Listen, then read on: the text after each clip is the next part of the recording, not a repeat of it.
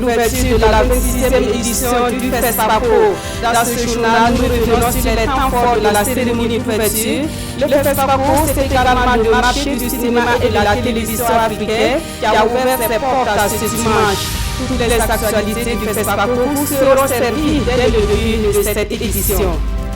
Dans l'actualité ce soir, les forces de défense et de sécurité dressent le bilan d'une opération menée ces derniers jours à l'est du Burkina Faso. De ce bilan, il ressort que 29 terroristes ont été neutralisés et des matériels appartenant aux terroristes ont été détruits ou saisis. Le point complet de l'opération à suivre dans une quinzaine de minutes. Assurer à chaque élève au moins un repas équilibré par jour, tel est l'engagement pris par le président du FASO dans le domaine des cantines scolaires. Un engagement au plus haut niveau qui peine à se concrétiser et pourtant les avantages des cantines scolaires ne sont plus à démontrer en termes de maintien des élèves à l'école. Pourquoi une telle situation? La réponse à suivre dans le dossier de ce journal. À l'étranger, les Sénégalais étaient aux urnes ce dimanche pour élire le nouveau président. L'affluence était détaillée dans les bureaux de vote. 6,6 millions d'électeurs se sont mobilisés dans ce journal les images du vote à Ouagadougou et au Sénégal. Mesdames, Messieurs, bonsoir. Merci de nous suivre. Cela dit, le clap de la 26e édition du FESPACO a été donné hier soir au stade Issoufou Joseph Onombo. La compétition est ainsi ouverte pour les talents d'or du Yénéga à cette édition 51 du FESPACO, placée sous le thème Mémoire et avenir des cinémas africains. Retour sur les temps forts de la cérémonie d'ouverture avec Charles Ebala et Niwakoy Janina Kambiri. Au stade Issoufou Joseph Onombo, il est 17h. Le président du FASO, accompagné de la pionnière du FESPACO, Alimata Salamé, fait son entrée sous l'hymne du FESPACO. Là, tout se conjugue en 50 hôtesses, 50 choristes, 50 Amazones sur 50 chevaux. Le drapeau du FESPACO est planté au cœur du stade. Le titanier, le chant de la victoire retentit. Le spectacle dénommé et si les talents m'étaient comptés est riche en son et en couleurs. L'instant est solennel. C'est la 26e édition du Festival panafricain du cinéma et de la télévision de Ouagadougou. Une édition qui marque le jubilé d'or du cinéma africain. Le clap de lancement est donné par le chef de l'État, Roch-Marc Christian Kabore. Cinquantenaire, le FESPACO l'est résolument, offrant ainsi l'occasion de poser un regard rétrospectif sur son évolution qui a connu certes des balbutiements et même des velléités de ravissement de son espace en tant que cadre d'échange et plateforme dédiée aux professionnels des métiers du cinéma. Ce cinquantenaire se veut être un hommage aux cinéastes disparus, Idrissa Ouedraogo, Samben Ousmane, Missa Ebié, la liste est longue. Un hommage aussi aux pionniers, ceux qui ont marqué l'histoire du 7e art africain. Ils ont montré l'Afrique, vue et filmée par les Africains, d'où le thème Mémoire et avenir des cinémas africains. Une pensée pour nos devanciers, parce que je veux rester fidèle à ce proverbe qui nous enseigne, qui nous dit qu'à chaque fois que l'occasion nous est donnée de boire l'eau d'un puits, il y a lieu d'avoir une pensée pour ceux-là qui l'ont creusé. La présidente du comité d'organisation des journées cinématographiques de 1969, Alimata Salambele, toute émue, a rendu hommage aux artisans du cinéma africain. Le président de la Commission de l'Union africaine, qui n'a pas voulu se faire compter l'événement, a salué l'hospitalité légendaire du Burkina, sa bravoure face à l'adversité et son immortel festival. À cette 26e édition du FESPACO, ce sont plus de 200 films en compétition toutes catégories confondues, plus de 100 000 cinéphiles attendus, 450 projections prévues dans 9 salles de plus de 3 800 places. Quel film succédera à Félicité de Alain Gomis? La compétition est ouverte. Il a donné le clap de la 26e édition du FESPACO hier soir et ce dimanche, il était au ciné Burkina. Le président du FASO et les autres cinéphiles ont suivi la projection du tout premier film en compétition à ce FESPACO. Il s'agit du film intitulé La miséricorde de la jungle du réalisateur rwandais Joël Karikesi. Nous découvrons ce film et les appréciations des cinéphiles dans ce reportage de Salifou Belem et Ismaël Satsunen Paris.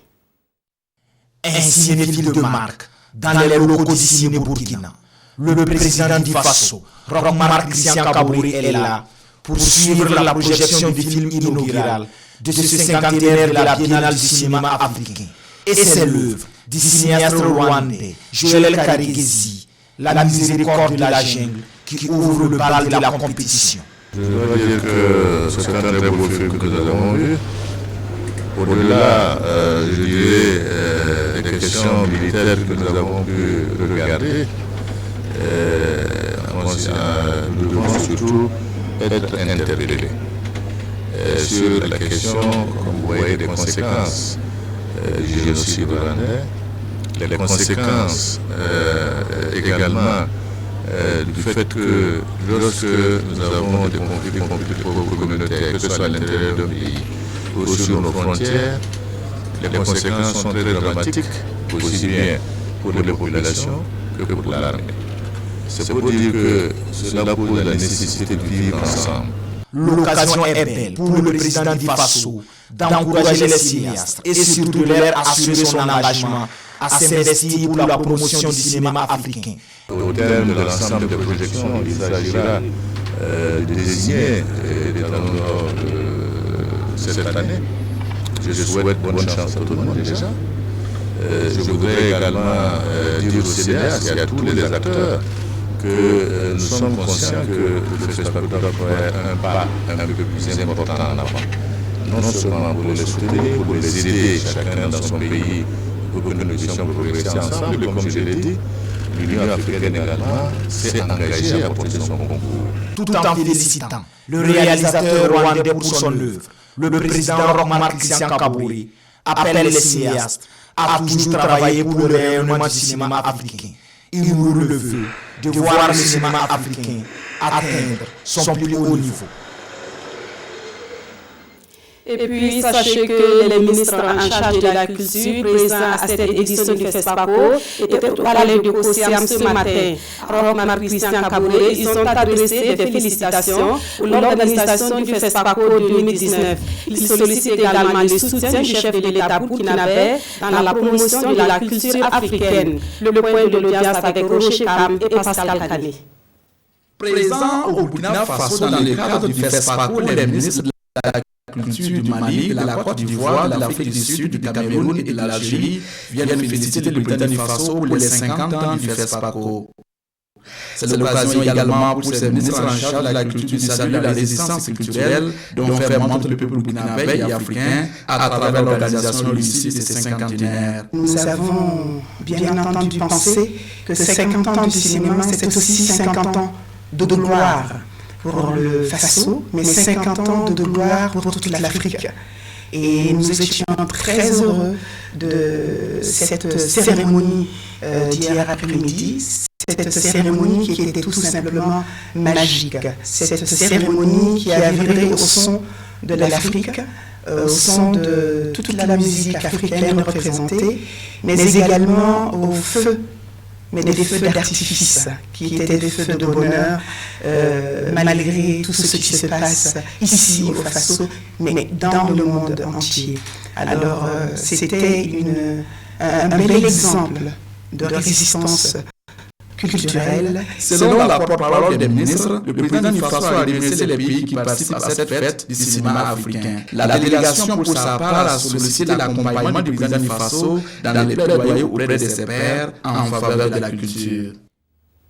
Ce constat présent en 26 éditions, aucune femme cinéaste n'a remporté les talons d'or de Yenega. Une réalité qui suscite cette question, la place des femmes au cinéma a-t-elle évolué depuis la naissance du FESPACO? Une question sur laquelle les femmes cinéastes ont échangé ce dimanche avec l'épouse du chef de l'État. Les échanges se sont déroulés autour d'un dîner que Sika Kaboré a offert à ses femmes. On voit cela avec Issa Oudraogo et Iniwakoi Janina Kambiri.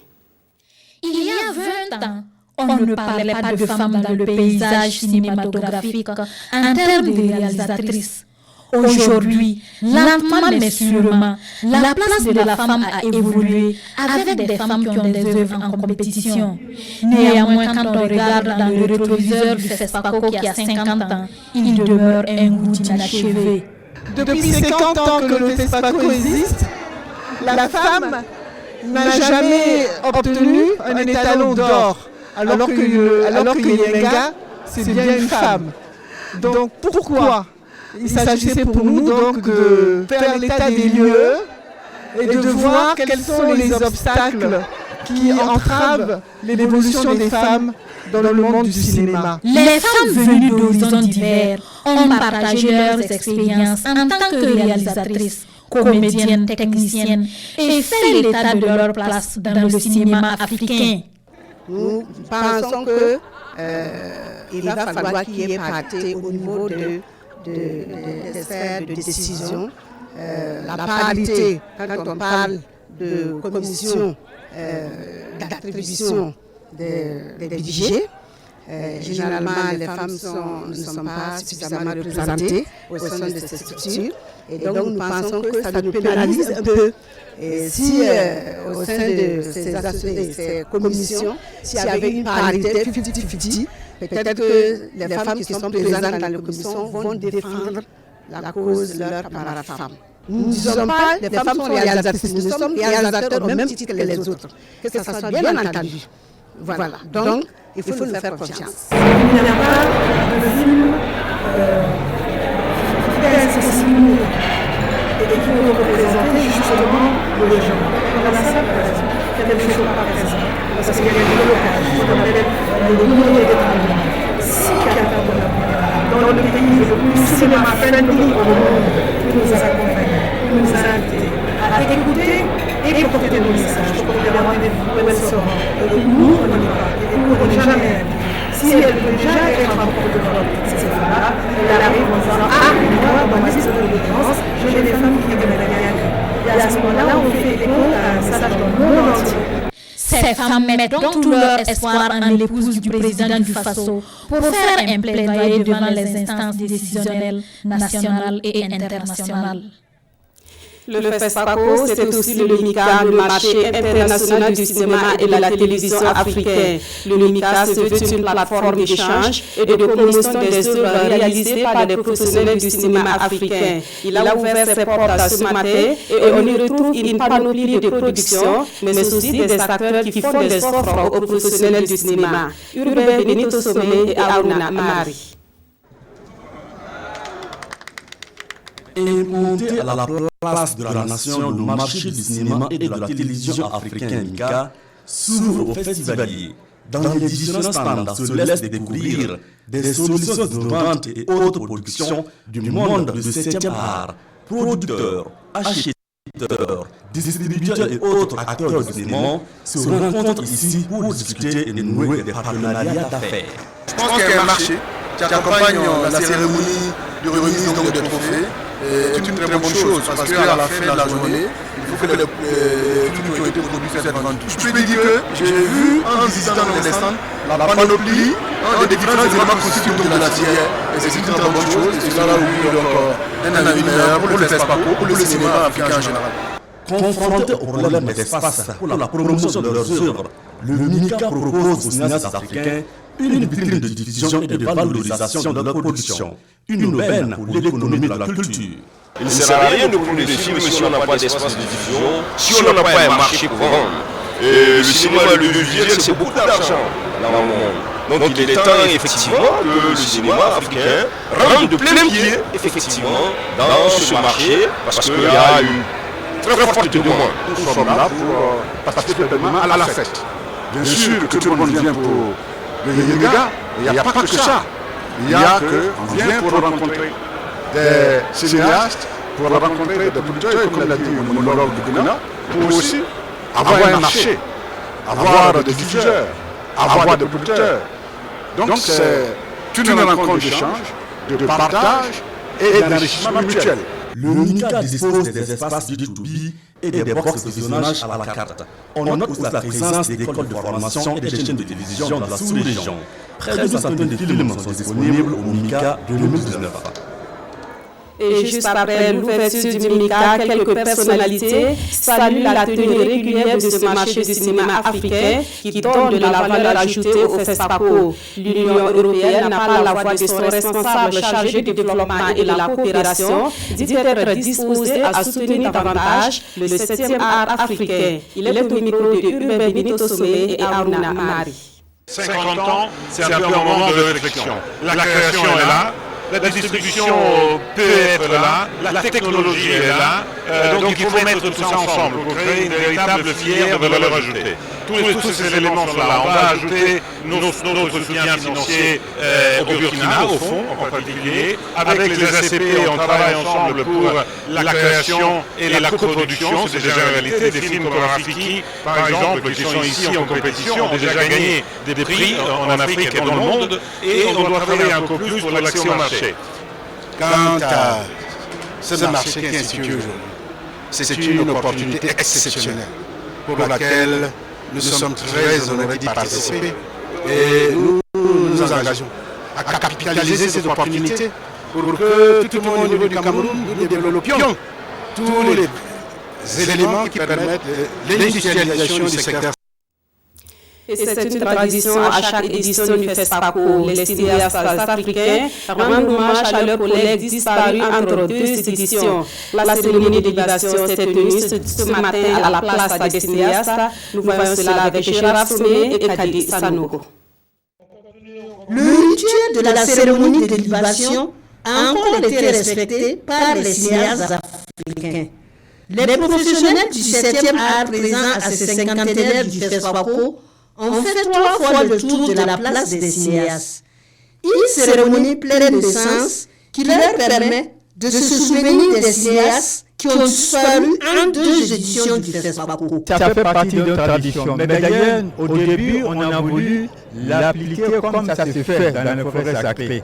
Mais les aînés, les ancêtres nous ont dit que non, ça ne se fait pas comme ça n'importe comment. Il faut oublier un certain nombre de choses. Donc, nous avons gardé quand même le nom et pour respecter la tradition. Et l'occasion de nous retrouver et aussi un sentiment de nostalgie pour ceux qui nous ont quittés. Parce que nous savons qu'ils sont parmi nous. Nous savons qu'ils sont parmi nous et il faut les rendre hommage à leur mémoire.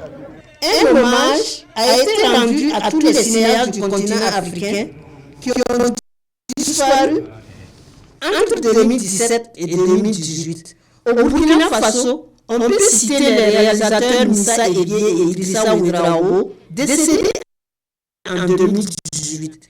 Un sketch a permis de faire ressortir l'ambiance d'un plateau de tournage dirigé par le maestro. Nous abordons à présent les autres points de l'actualité et direction Fadane Gourma, où l'armée fait le point de l'opération qu'elle a menée les 19 et 20 février dernier. Le bilan fait état de 29 terroristes neutralisés et une quantité importante d'armes et de stocks de vivres détruites ou saisies. L'opération qui entre dans le cadre de la sécurisation du territoire national a concerné les localités de Kompianga, Kabonga et la zone du campement présidentiel. Le point complet avec Aruna Kabouré et Ibrahim Sanou. 29 terroristes neutralisés, une quantité importante d'armes, de munitions et un gros stock de vivres détruits. C'est entre autres le bilan de l'opération de sécurisation du territoire national menée conjointement les 19 et 20 février par des forces spéciales, des forces terrestres et aériennes de notre pays dans les localités de Kompianga, Kabonga et dans la zone du campement présidentiel à l'est du Burkina. Et c'est une partie du matériel retiré qui est présenté à la presse par le directeur de la communication et des relations publiques des armées. Selon lui, c'est suite au pillage d'une pharmacie à Compiègne-Biard que les terroristes ont été repérés. Une embuscade est donc tendue aux terroristes et s'est poursuivie dans la forêt de Kabonga qui servait de lieu de refuge pour eux. L'opération a été entièrement conduite par les forces de défense et de sécurité du Burkina et se poursuit dans les localités concernées, a précisé le directeur de la communication et des relations publiques de l'armée. En actualité politique, à Bobo-Dioulasso, les députés du groupe Mouvement du Peuple pour le Progrès ont achevé leur première journée parlementaire de l'année 2019.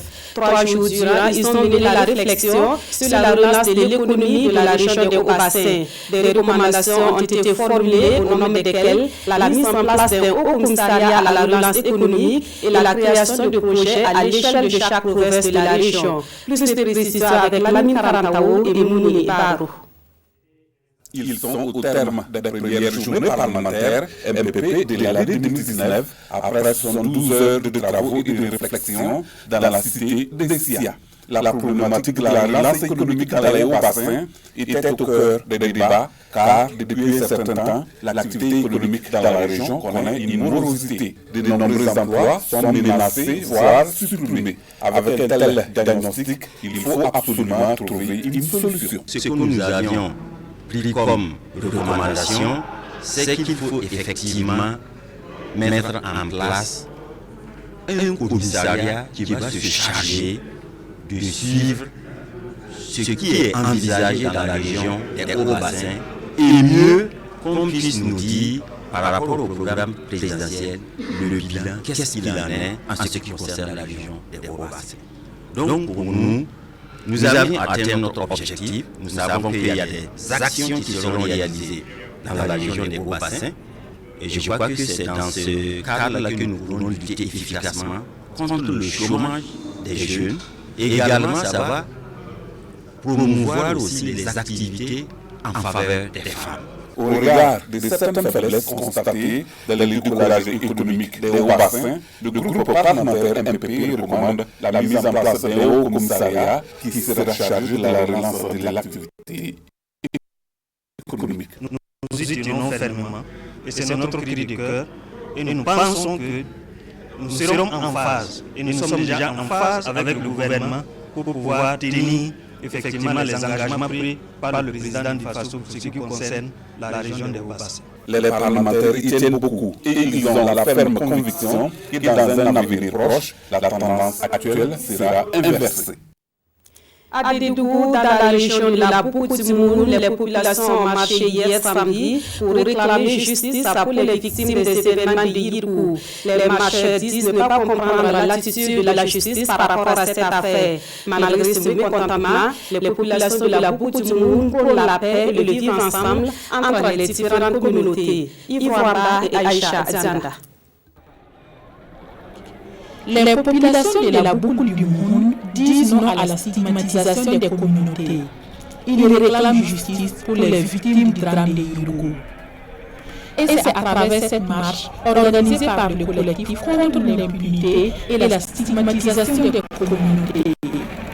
Les marcheurs ont sillonné les artères de la ville de Dédougou jusqu'au gouvernorat où ils ont remis leur message au haut commissaire du monde, représentant le gouverneur. C'est avec consternation et stupeur que nous avons appris et vu les images de ce qui s'est passé à Yirkou et environ en ce début du mois de janvier 2019. C'est le Burkina tout entier qui a été ainsi traumatisé par ces actes inqualifiables qui se sont déroulés dans cette commune.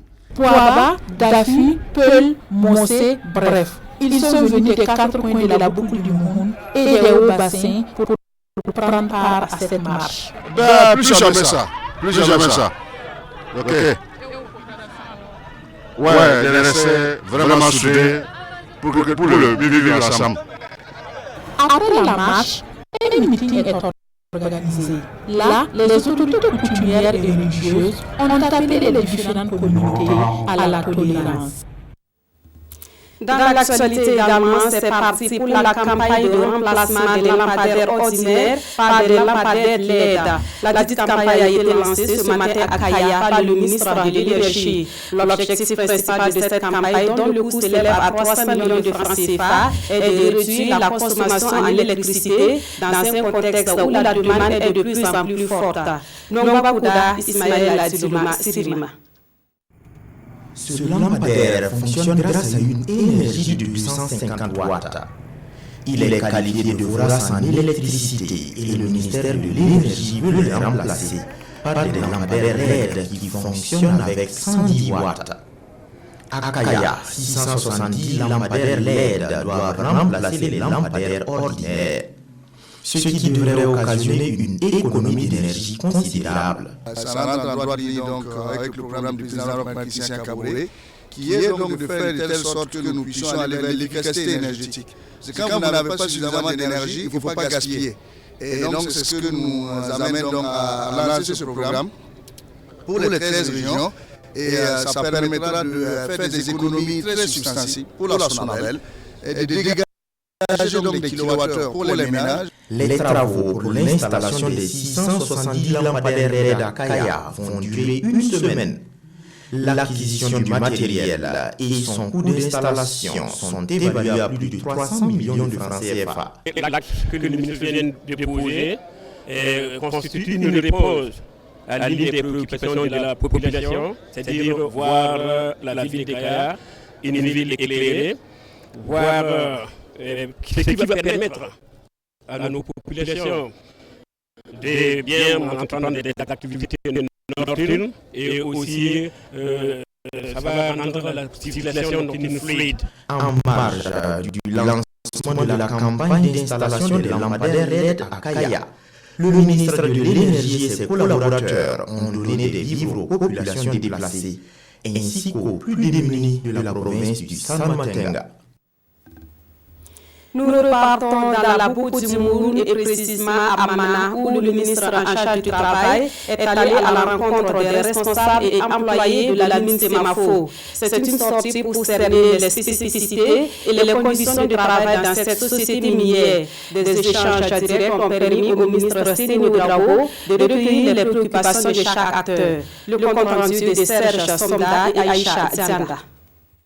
Le ministre en charge du Travail et de la Protection sociale sur les sites miniers de Semafo à Mana, dans la province du Mouroun. Objectif, recueillir les préoccupations des travailleurs et des employeurs. De la force d'extraction du minerai, en passant par les garages, l'usine, l'infirmerie, l'équipe ministérielle a touché du doigt les conditions dans lesquelles les travailleurs évoluent dans cette société minière qui emploie plus de 2000 personnes. J'ai été interpellé sur la nécessité de signer une convention collective pour le secteur minier. Parce que on estimait qu'il y a une certaine contrariété. C'est-à-dire que le code du travail n'est pas forcément adapté aux réalités du secteur minier. Le ministre Séni Ouedraogo a échangé pour un tour avec les différentes parties. Très content, très heureux, parce que ça nous a permis de toucher du doigt, de dire au ministre ce que nous pensons, de dire au ministre aussi et la réalité qu'on vit sur le terrain. La santé et sécurité pour nous, c'est toujours la première priorité. On veut voir nos gens arriver en santé le matin et partir en santé à la fin de la journée. C'est le numéro 1. Deuxième, c'est l'environnement. C'est très important pour nous. Cette visite entre dans le cadre d'une série de visites entamées par les départements en charge du travail et de la protection sociale dans les sociétés minières. On en vient à ce dossier consacré aux cantines scolaires, une stratégie instaurée depuis l'époque coloniale. Elle se présente aujourd'hui encore comme un moyen efficace d'accès et de maintien des élèves à l'école. Sur le sujet, le président du FASO avait pris un engagement, celui d'assurer à chaque élève au moins un repas équilibré par jour. Mais sur le terrain, il y a fort à craindre puisque les vivres peinent à arriver dans les écoles. Constat et explication avec Issa Kafando et Draman Dadia. Pour seulement 3 mois de cantine scolaire, la facture s'élève à environ 30 milliards de francs CFA. Il en faudra au moins une centaine de milliards de nos francs si l'on veut offrir à chaque élève burkinabé un repas par jour durant toute l'année scolaire, selon les statistiques du département en charge de l'éducation. D'où ce clin d'œil fait aux parents d'élèves pour la cantine endogène. Et cette cantine endogène consiste à quoi? C'est les parents, à la fin de la saison, qui collectent. Chacun amène ce qu'il a pu avoir, du riz, du haricot, du mil, petit mil, ce que vous avez, et on rassemble à l'école, et on prépare pour les enfants. L'initiative est bonne, foi de certains acteurs, car le Burkina a déjà fait l'expérience de la cantine endogène. Mais les choses ont changé, nous dit ce parent d'élève. Depuis que l'État a dit que l'école est gratuite, les gens même ne veulent même pas payer la PE, les 2000 francs. Donc si on va dire à chaque ménage d'abonnés un plat d'haricots, les gens trouvent que vraiment c'est du trop encore. Si on leur parle ouvertement, ils pourront s'organiser. Les parents faisaient la cantine endogène en faisant un champ que les parents et les élèves exploitaient, mais également au début de l'année, les parents faisaient ce qu'on appelait une coopérative alimentaire. Chacun amène un bol de mil, du haricot, du gombo, etc. Et ça contribue à alimenter. La réflexion sur la promotion de la cantine endogène est déjà lancée, en attendant une large concertation avec les différents acteurs pour de nouvelles stratégies en vue de la pérennisation des cantines scolaires au Burkina. Cet autre constat dans un tout autre domaine dans la province de Banwa, le braiement des ânes est de plus en plus rare et pour cause l'espèce est touchée par une maladie qui a déjà décimé environ 200 têtes d'ânes et de chevaux. Des mesures ont été prises pour éradiquer le mal, mais le respect de ces mesures reste une autre équation à résoudre. Tenez-vous bien, la population foule aux pieds l'interdiction de consommer la viande des animaux morts et cela contribue à propager la maladie. Plus d'explications avec Lassina Ouattara et Karim Ouedraogo. Des ânes qui ont du mal à respirer, des propriétaires soucieux de leur état de santé. C'est le constat fait ici à Denkoro, un village situé à 7 km de Solenzo. Ces ânes souffrent de la gourum et 5 des 6 communes de la province des Banwa sont touchées par cette maladie qui décime les ânes et les chevaux. Presque 200 têtes ont déjà perdu la vie. Les premiers cas nous ont été signalés autour du 17 décembre. Malheureusement, on déplore de mortalité et ça continue sur le terrain. Il s'avère que c'est la gourum qui est suspectée, qui est une maladie bactérienne très contagieuse. La maladie se manifeste par la fièvre, des difficultés respiratoires. Pour venir à bout de cette maladie, des mesures sont prises par les services techniques de l'élevage. C'est les traitements aux antibiotiques que nous faisons sur le terrain. Si l'animal est pris en charge à temps, il y a de fortes chances qu'il puisse s'en sortir. Il faut que les éleveurs évitent le rassemblement des animaux, mettre l'accent sur l'hygiène de l'habitat et évitent de consommer les animaux morts. Et vous avez vu tout cela était malade, ces ânes que vous voyez ici. Mais lorsque nous avons fait les traitements, aujourd'hui, vous voyez les états, ça va. Malheureusement, les mesures prises afin d'éviter la propagation de la maladie ne sont pas respectées. Ici, à Denkoro, environ 11 ânes sont morts selon les chiffres officiels. Le constat est que tous ces ânes sont passés à la casserole. C'est mon frère qui m'a envoyé chercher. J'ai déjà mangé un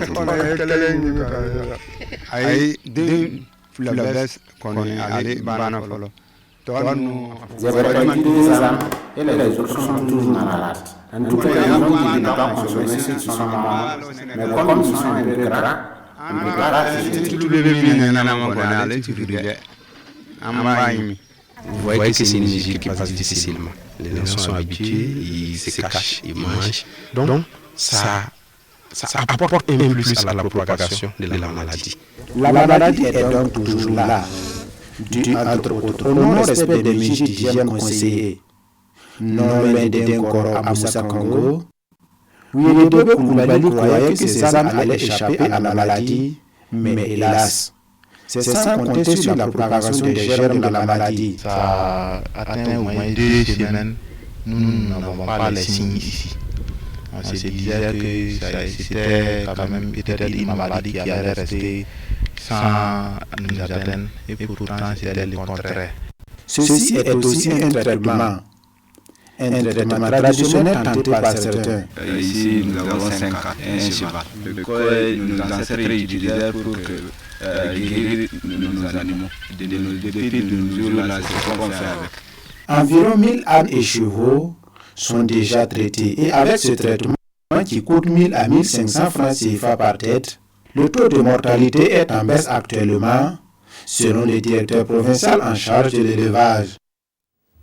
Actualité à l'étranger, les Sénégalais étaient aux urnes ce dimanche pour élire le nouveau président. Ici à Ouagadougou, les Sénégalais du Burkina Faso ont voté dans 3 bureaux. Ils sont environ 500 à avoir accompli ce devoir citoyen. Nous suivons l'ambiance du vote avec Amadou Ilboudo et Maxime Sango. Pour cette élection présidentielle, les Sénégalais vivant au Burkina ne sont pas en reste. Tôt ce dimanche matin, ils ont investi des bureaux de vote installés pour la circonstance. Ici, à l'école Kamsonguin à Ouagadougou, Pati Diop a pu accomplir son devoir citoyen. Je suis vraiment content. Et puis, bon, pour le moment, le vote, ça se passe bien. Il n'y a pas de problème. Que ça se passe bien seulement. On fait les 2 comptes et que mon président gagne. Tout comme M. Diop, ils sont environ 1000 inscrits à Ouagadougou pour le scrutin de 2019. Nafsatou Sall vote ici pour la première fois. J'ai trouvé ça très intéressant parce que l'élection au Sénégal auprès du Burkina, c'est une bonne chose. Ça trouve que les Sénégalais vivant au Burkina Faso ont fait un bon travail. C'est un grand jour pour le Sénégal. Bon, on prie Dieu pour que les élections se passent très bien. Bon, ceux qui doivent gagner, gagnent. Ceux qui sont perdus, ils félicitent ceux qui gagnent. Selon les superviseurs, il n'y a pas d'irrégularité particulière. Tout se passe bien dans l'ensemble. Donc depuis qu'on a démarré à 8h, on ne s'est pas arrêté une seconde. Donc ça prouve que voilà, le rush qu'on attendait au démarrage est bien effectif. Plus de 1450 électeurs ont été identifiés au Burkina. Ils sont appelés à voter dans 3 centres que sont Ouagadougou, Bobo-Dioulasso et Koutougou. En bref, sur place au Sénégal, il y a eu une forte affluence pour le scrutin de ce dimanche. Le vote s'est déroulé dans le calme et certains observateurs parlent d'une mobilisation sans précédent. Le bureau de vote ont refermé à 18h et le dépouillement a commencé. Les premières tendances sont attendues au cours de cette nuit. À présent, les actualités sportives de cette édition, Dimanche à Sport, c'est avec Lassina Ouattara. Lassina Sawadougou, bonsoir Lassina. Bonsoir Nathalie Kamere. Alors, on va parler tout d'abord de la 20e journée du Faso Foot. Ce soir, il y a eu un festival de but au stade du 4 août entre l'AS Sonabel et Majestic. Oui, peut-être que le sport n'a pas voulu être en marge de ce festival international du cinéma et de la télévision de Ouagadougou et pourquoi au stade du 4 août, on va voir les images de Nathalie. Il y a eu un festival de but assuré par l'AS Sonabel. La première action, c'était un penalty de Mohamed Traoré et puis une exécution de Faisal Ouedraogo pour le 1-0 pour l'AS Sonabel. Deuxième but à la 16e minute, Nathalie. Et ce but-là, il est l'œuvre de Mohamed Traoré. Et 3 minutes après seulement, Béranger Dibi inscrit le 3e but à la 19e minute. Il fallait être encore très en avance du côté du stade du 4 août pour ne pas rater ce but. Le festival, Nathalie, sera clôturé par Claver Yamigo à la 78e minute. Majestic était à la rue cet après-midi du côté du stade du 4 août et l'AS Sonabel de Mousso Ouedraogo a véritablement flambé. Et quels sont les autres résultats de cette 20e journée? Oui, on attend encore de voir si l'effet Bansé a eu lieu pour la deuxième sortie de l'international burkinabé avec l'Union sportive des forces armées qui joue en deuxième heure du côté du stade du Carrefour. Vous avez les résultats pour RTB matin, donc demain avec Mamadi Ouena. Sachez que la 20e journée, c'est joué aussi du côté de Bobo Dioulasso cet après-midi avec la victoire. Et surtout le retour de Yaya Kone, dit Diego Simone, désormais à la tête de l'AS Douanes qui est allé battre le RCB sur le score de 2-1. Un véritable résultat de prestige. Et puis hier, du côté de Bobo Dioulasso, la SCB a renoué avec la victoire en allant prendre le dessus sur l'Union sportive de la Comorie sur le score de 1-0. Le match AGEB-RCK s'est soldé par le score de 0 but. 0 but partout. La 21e journée Nathalie se termine demain avec des rencontres du côté du stade municipal. Ici, il faut dire qu'on qui était occupé pour l'ouverture du FESPACO. Alors, pour terminer, quelles sont les nouvelles de Salitas qui joue pour le compte de la 3e journée des phases de poule de la Coupe CAF, c'est bien sûr en Tunisie. Tout à fait. Vous me demandiez d'ailleurs ça en off. Vous me demandez s'il y avait des bonnes nouvelles. On peut dire, il y a eu quand même des nouvelles. Il y a eu cette action Nathalie. C'est une action de la 60e minute. Salitas croyait avoir ouvert le score avec Ismaël Zagré, mais non. L'arbitre guinéen Sekou Ahmed a décelé une faute imaginaire. Regardez cette action au ralenti. Absolument rien à se mettre sous la dent. Et pourtant, l'arbitre a décelé une position de hors-jeu, une faute de main du gardien. Voilà. Et Ismaël Zagré qui marque à la 60e minute, on croyait qu'il y a un but, mais non. Et pour ne rien arranger, Élisée To sera expulsé à la 72e minute de jeu sur cette faute. Il va écoper d'un deuxième carton jaune, un carton jaune encore de l'arbitre guinéen. Voilà, Salitas va jouer pratiquement un quart d'heure de jeu à 10 contre 11. Malgré tout, Nathalie, Salitas va revenir avec un point qui fait désormais 2 points pour les Colombes de Salitas dans cette phase de poule. La prochaine journée, c'est le match retour qui va commencer. C'est le dimanche prochain du côté du stade du 4 août. Salitas recevra maintenant le club sportif Sfaxien. Il va falloir pour cela prendre 3 points pour se mettre un peu dans la bonne dynamique pour passer pour les phases, pour le tour précédent. Merci beaucoup, Lestine Astor. Voilà, vous avez le numéro de Salitas, des nouvelles quand même assez bonnes, on peut le dire. Voilà, merci à vous. Voilà qui me fait donc à ce journal. Merci de l'avoir suivi. Sanoa Christine Koulibaly vous donne rendez-vous à l'édition de 22h30. Merci de votre fidélité à la RTB et à très bientôt.